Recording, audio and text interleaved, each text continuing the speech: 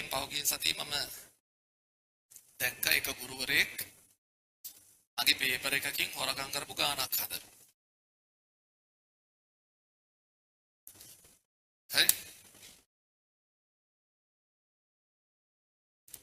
බොරු කියන්නත් පුළුවන් ඈ.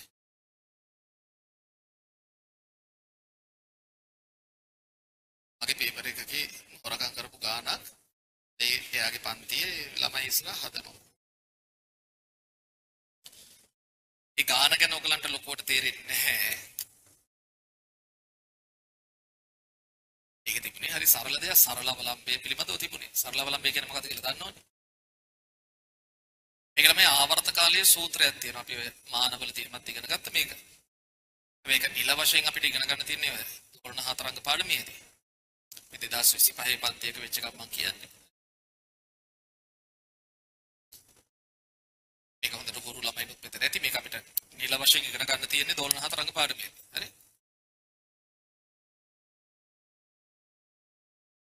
මොකද ඒ ගානේ තිබුණේ MCQ එකක්. සරල අවලම්බයක ආවර්ත කාලය වැඩි කළ හැක්කේ. ඒ කියන්නේ මේක මෙයාගේ ආවර්ත කාලය කියන්නේ එක දෝලනයකට ගත වෙන කාලයනේ. ඒක වැඩි කරන්න පුළුවන් කොහොමද?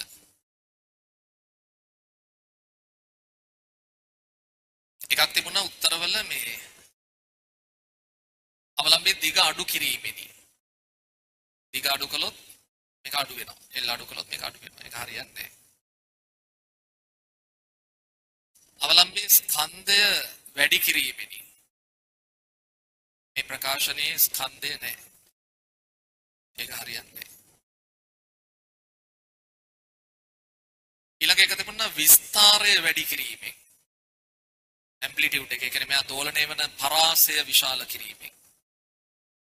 දැන් ඒ ගුරුවරයා ඒක කොහෙත්ම හරියන්නේ නැහැ නේ කියලා දැන් එයාගේ ළමයි ඉස්සරහා කියනවා. මේකේ විස්තරය නැහැ. මේක විස්තරය නැහැ. ඒක කොහෙත්ම හරිය වෙන්නම බැරි උත්තරේ මේකනේ කියලා. මේක තමයි උත්තරේ හරි.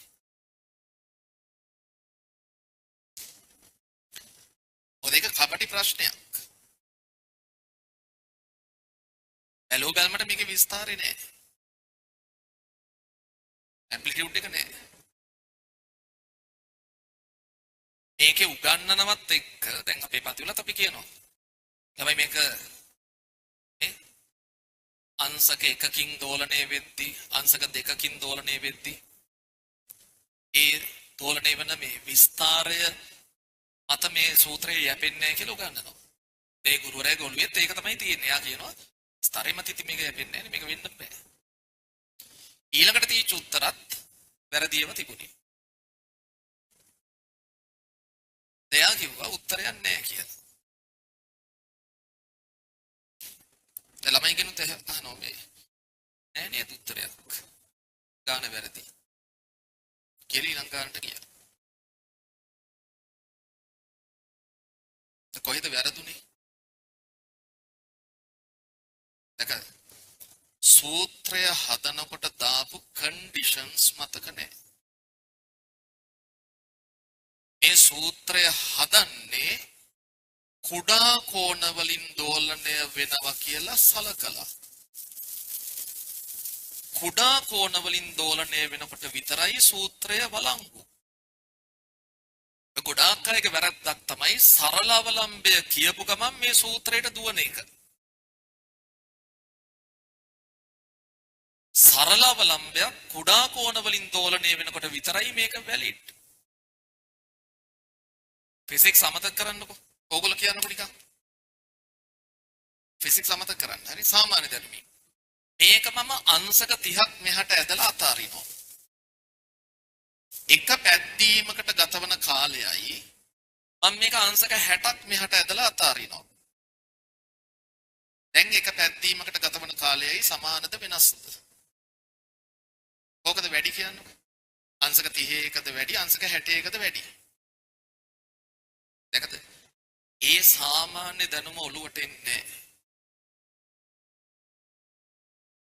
ඒ කන්ඩිෂන්ස් මතක නැහැ. සරල බලන්න කියපුවම මෙතනින් තමයි ඔක්කොම හිතන්න පටන් ගන්න.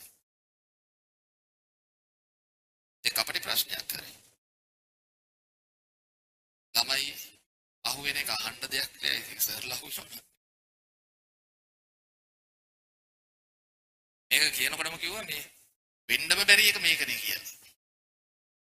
ඒක හොඳම කෑල්ල. ඒක තමයි උත්තරේ. මේ සූත්‍රයට අනුව එක වෙන්න බෑ. අතක නැති වෙනවා සූත්‍රය හැදුවේ කන්ඩිෂන්ස් දාලා කියලා. ඒකයි ළමයි කියන්නේ ෆිසික්ස් කියන්නේ නිකම් මේ සංකේත සහ සූත්‍ර හරඹයක් නෙවෙයි. මේක තියෙන්නේ අදහස්. ඒව හරියට ග්‍රහණය කරගන්න ඕනේ. ඒකයි මේ පොඩි දෙයකට උනත් මම මේ ගුරුත්වාකර්ෂණය උගන්වන්නේ පන්තිවල. අපි ඔයගොල්ලෝ දන්නවනේ ඔක 10නේ අපි දාලා ගණන් හදමු. ඔක තමයි කරන්නේ ගොඩක් ඉස්කෝලවල පන්තිවල. මොකද ඒක එහෙම නෙමෙයි ළමයි.